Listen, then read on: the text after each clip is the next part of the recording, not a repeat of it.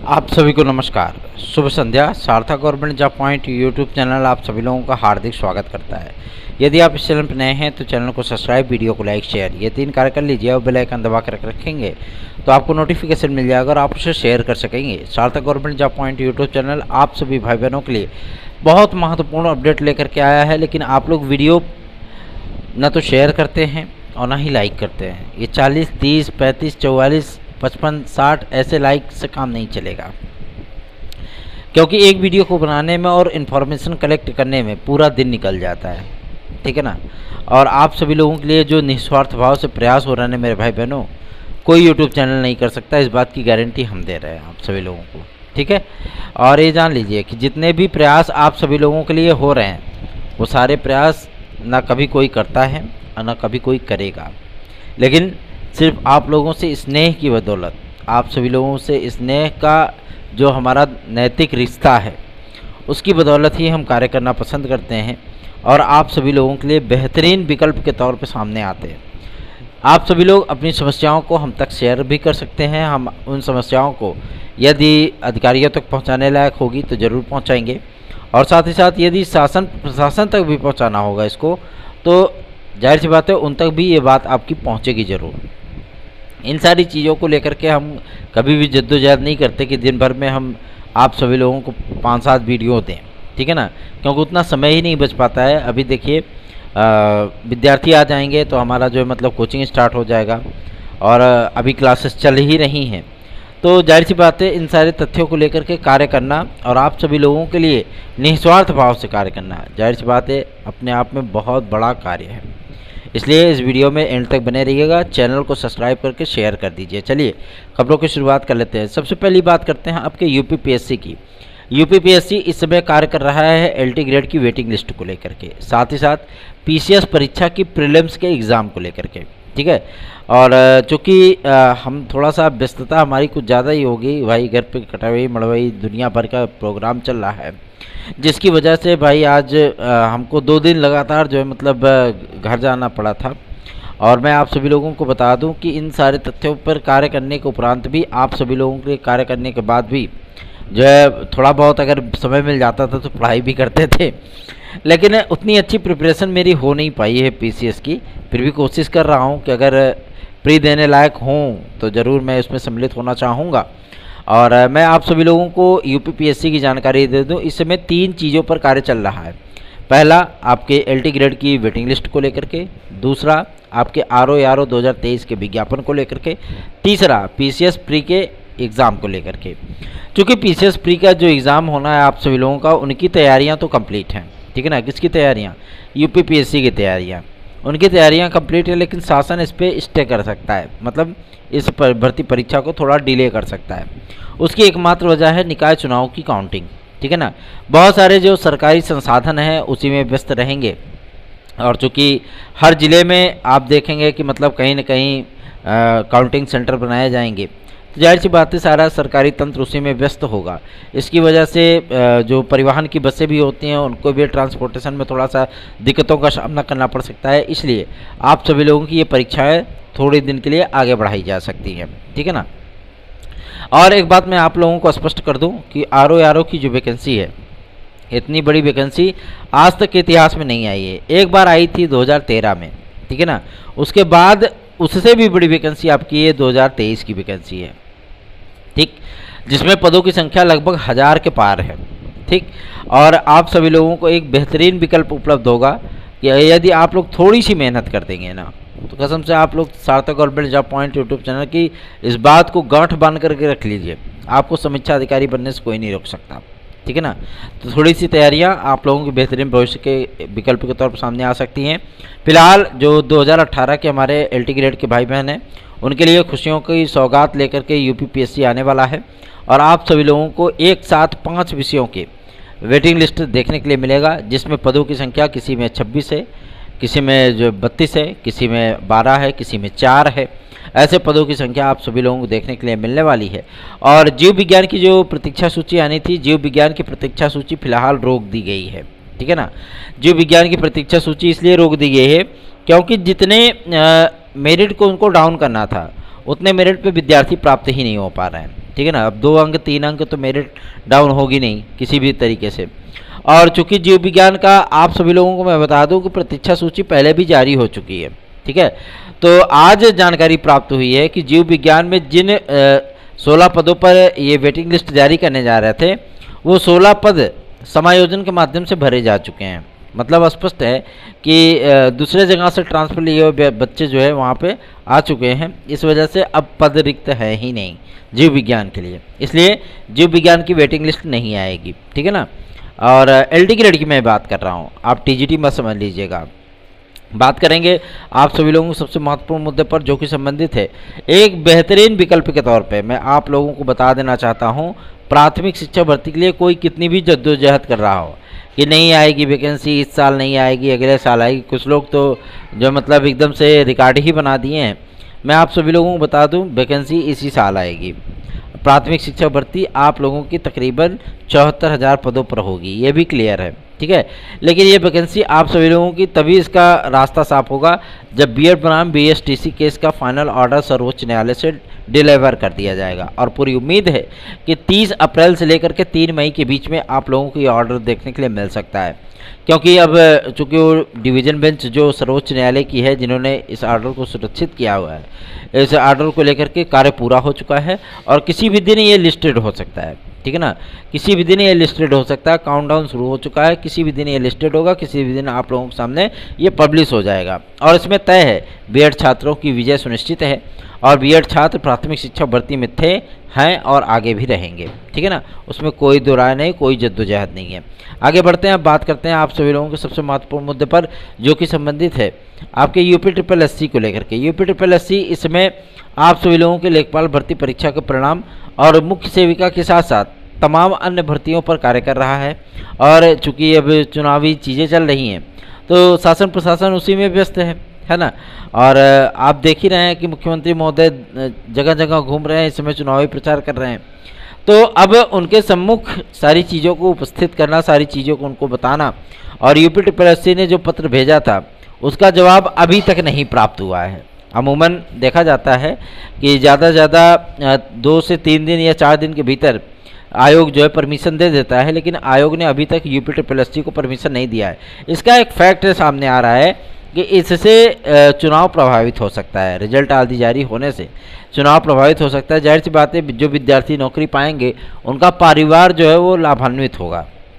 और 1-2 पदों का वैकेंसी तो है नहीं, हज़ारों हज़ार की वैकेंसी है ये, है ना। तो इसलिए जो है मतलब आप लोगों का एग्ज़ाम थोड़ा सा रिजल्ट जो है आपका डिले हो रहा है, इस पर परमिशन नहीं मिल पा रही है। लेकिन जो आपका वीडियो री एग्ज़ाम है, ये वीडियो एग्ज़ाम का जो ऑफिशियल नोटिस है ये आप लोगों को 10 मई के पहले देखने के लिए मिल जाएगा। आज परीक्षा नियंत्रक महोदय से हमारी टीम मुलाकात की थी और उन्होंने इस बात को स्पष्ट कर दिया था कि जितने हमारे पेंडिंग एग्ज़ाम हैं, यूपी ट्रिपल एससी की मैं बात कर रहा हूँ, जितने हमारे पेंडिंग एग्ज़ाम हैं वो सारे एग्ज़ाम हम लोग कंफर्म कर लेंगे 31 मई तक। कि हमें कब कराना है, 1-2 एग्ज़ाम हम करा भी ले जाएंगे और उसके बाद जो पेंडिंग में हमारे एग्ज़ाम बचेंगे उनको हर हाल में 15 जून को पहले हम कंप्लीट करा लेंगे, ताकि जो नई प्रक्रिया हम स्टार्ट करें, जो नए विज्ञापन स्टार्ट करें, वो नए क्लेवर के साथ स्टार्ट करें, नए नियम और नए कानून के साथ स्टार्ट करें। जब उनसे ये पूछा गया कि 2023 पेट का विज्ञापन कब तक आ सकता है, तो उन्होंने इस बात को स्पष्ट कर दिया कि 2023 पेट का विज्ञापन आप सभी लोगों को जून महीने में देखने के लिए मिलेगा। मतलब मई लास्ट तक आप लोगों को पीईटी 2023 का विज्ञापन देखने के लिए मिल सकता है। इस बारे में जब जानकारी प्राप्त करने का प्रयत्न किया गया कि क्या पीईटी में इस बार एक निश्चित कट ऑफ हो सकती है, तो इस पर उन्होंने पॉजिटिव आंसर दिया है कि शासन के संज्ञान में है ये बात, और शासन ने भी स्पष्ट कर दिया है कि एक निश्चित कट ऑफ होनी चाहिए, ठीक है ना, जिससे आगामी आने वाली भर्तियों में जो विद्यार्थी सम्मिलित होंगे वो विद्यार्थी क्या करेंगे, आराम से जो है वो अप्लाई कर सकते हैं, आराम से वो क्वालिफाई करने के बाद उस भर्ती परीक्षा में सम्मिलित हो सकते हैं। कंपटीशन का मतलब ही यही होता है, आप एक निश्चित दायरे में नहीं बांध सकते, क्योंकि जब पीसीएस में भी आवेदन होते हैं तो उसमें भी कोई परीक्षा नहीं होती है। पहले आप फॉर्म भर करके इसको पास कर लीजिए, फिर आप पीसीएस की परीक्षा में सम्मिलित हो सकते हैं। कंपटीशन का मतलब ये होता है कि जो विद्यार्थी अर्हता रखते हैं, एलिजिबिलिटी रखते हैं, वो विद्यार्थी उसमें अप्लाई करें और वो विद्यार्थी कंपीट करें। ज़रूरी नहीं कि 36% पाने वाला विद्यार्थी जो है मतलब लीचड़ है और 56% पाने वाला विद्यार्थी जो है सुपर सीनियर है, ऐसा थोड़ी ना होता है। अगर उसके अंदर एलिजिबिलिटी है ठीक है ना। अगर 36% वाले विद्यार्थी के अंदर भी एलिजिबिलिटी है तो वो किसी जिले का कलेक्टर भी बन सकता है। यूपीपीएससी ने यही करके दिखाया है, ठीक है ना। और जो आपका संघ लोक सेवा आयोग है वो उसने यही करके दिखाया है, और यही बातें आप सभी लोगों के सामने आज हम रखने भी आए हैं। 50% के विद्यार्थियों को किस वजह से रिलैक्स मिली? इन्हीं सारे तर्कों की वजह से रिलैक्स मिली। जब 36% और 39% वाला विद्यार्थी जिला के कलेक्टर बन सकता है, आईएएस अधिकारी बन सकता है, ठीक है ना, मजिस्ट्रेट बन सकता है, एसडीएम बन सकता है, तो जाहिर सी बात है कि वो एक टीचर भी बन सकता है ना। तो ये कोई क्राइटेरिया नहीं होता कि 50% होने वाला ही तो करेगा। और जब चूंकि यूजीसी से इसको पूछना था, भाई स्नातक और प्रस्नातक को मान्यता देने वाला विद्यालय कौन? यूजीसी है। संस्था कौन होती है? यूजीसी तो है। तो यूजीसी से इसको क्लियर कर लिया गया कि क्या 50% का मुलम्मा पहनाना ये आवश्यक है किसी भी भर्ती परीक्षा में या किसी भी कंपटीशन में। उन्होंने अपने ग्रांट में स्पष्टता इस बात का उल्लेख कर दिया है कि 36% पे पास होने वाला विद्यार्थी भी पूरी तरीके से एलिजिबल है, ठीक है ना। जब ये सारी चीज़ें आपके फेवर कैसे आई आपके फेवर में, इसके लिए सार्थक government job point YouTube channel ने सार्थक प्रयत्न किया, तभी आप सभी लोगों के सामने ये रिजल्ट आया है। आगे बढ़ते हैं, अब बात करते हैं आपके खंड शिक्षा अधिकारी को लेकर के। क्लियर हो गया कि खंड शिक्षा अधिकारी का विज्ञापन आप लोगों का मई महीने के प्रथम अथवा द्वितीय सप्ताह में जारी होगा, ठीक है ना। मतलब 15 मई के पहले पहले ये विज्ञापन जारी होगा, हर हाल में हर कीमत पे, इसमें कोई दो राय नहीं। अब आप कहेंगे कि तब तक तो निकाय चुनाव चल रहे होंगे, तो निकाय चुनावों का इससे कोई लेना लादना नहीं है, ठीक है। खंड शिक्षा अधिकारी के जो नियमावली है और जिन जिन चीज़ों पर विवाद चल रहा है वो सारे विवाद सॉल्व होने के बाद आप सभी लोगों को बहुत जल्दी ये परिणाम मतलब ये विज्ञापन देखने के लिए मिल जाएगा। पहले आयोग की प्रायोरिटी है इस समय आरओ का विज्ञापन जारी करने की, क्योंकि बहुत सारे ऐसे संस्थान हैं जहाँ पर कि एक भी आरओ नहीं है। आपके जो मतलब हाई कोर्ट है वहाँ पे भी आरओ नहीं है ना।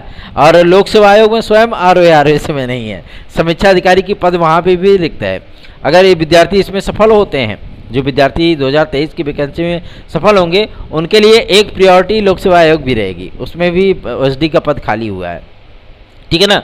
तो मैं आप लोगों को बता दूं, कई ऐसे भी समीक्षा अधिकारी हमारे भी जान पहचान के समीक्षा अधिकारी हैं जो कि मतलब आप इस समय जान लीजिए कि उनके पास 3-3, 4-4 डिपार्टमेंट की जिम्मेदारी है और दिन भर रतिया बेचारे काम करते हैं। क्या करें, मजबूरी है, नहीं करेंगे तो कैसे क्या काम चलेगा, है ना।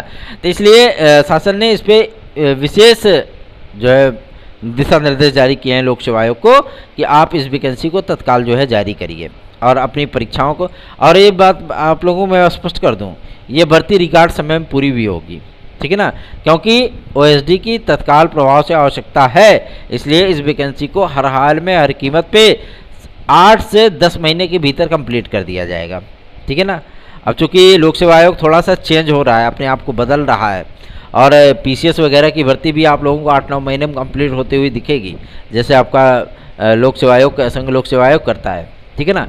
तो चिंता विमुक्त होकर के आप लोग तैयारियां करिए। और रही बात डीएसएसबी की, तो उसने तो धूम मचाले धूम कर दिया है, बहुत सारे वैकेंसीज जारी हुए हैं, आपके टीजीटी के भी हैं, प्रवक्ता के भी हैं, प्राथमिक शिक्षक भर्ती के भी हैं।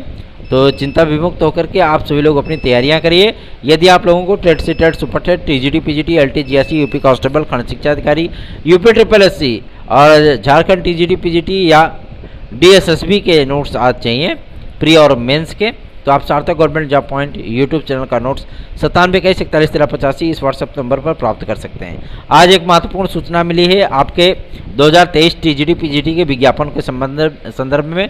मैं आप सभी लोगों को बता देना चाहता हूं 2023 का विज्ञापन चूँकि 22,000 सीटों पर आना है, तदर्थ शिक्षकों की समस्त सीटों पर, तो इसका पूरी जानकारी प्राप्त करने के लिए पत्र लिख दिया गया है। भैया ऐसी बात है 5 तारीख तक हमें पूरी जानकारी उपलब्ध कराइए।